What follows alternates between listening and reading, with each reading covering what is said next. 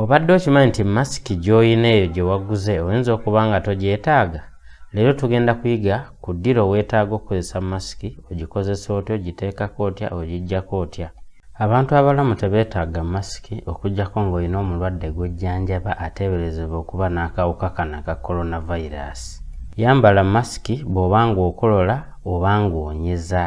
Gikozesa yokka eyinza obutakuyamba wabula gattako okunaaba engalo ne sabbuuni olutata mpozi n'okukozesa ebyo ebintu ebirimu omwenge oba alcohol ne sanitizers.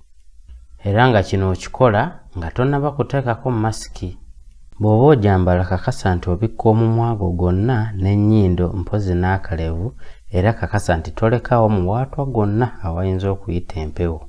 Weewale okukwatirira masiki eyo n'okugitegaatega bw'oba ogyambadde kuba engalo zo ziyinza okuba enkyafu ate ne weerwaza. Bw'oba okikoze naaba mangu ne sabbuuni otukule bulungi. Masiki eno ekola omulundi gumu era bw'oba omaze ogwagikuteesezzaako kikugwanira okugiggyako oyambale endala okusobola okwewala okwesiga akawuka akajjidde mu eri. Bw'oba ogiggyako kakasa nti tokwata mu maaso gaayo wano wabeera omumwa n'ennyindo, wabula sumulula obuwuzi emabega oba olobole buno obulasitiika obukwata mu matu, ogikwate bulungi ogisuule abaana gye batasobola kutuuka, oba mu kibokisi ekiriko ekisaanikira era ng'ekitongole ekivunaanyizibwa ku by'obulamu mu nsi yonna bwe kinnyonnyola mu vidiyo eno. Medical masks like this one cannot protect against the new coronavirus when used alone. When you wear them, you must combine with hand hygiene and other preventive measures. WHO only recommends the use of masks in specific cases. If you have cough, fever, and difficulty breathing, you should wear a mask and seek medical care.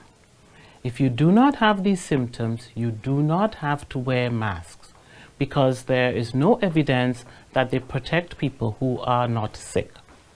However, if you are healthy, but you are taking care of a person who may be infected with the new coronavirus, then you should wear a mask whenever you are in the same room with that person.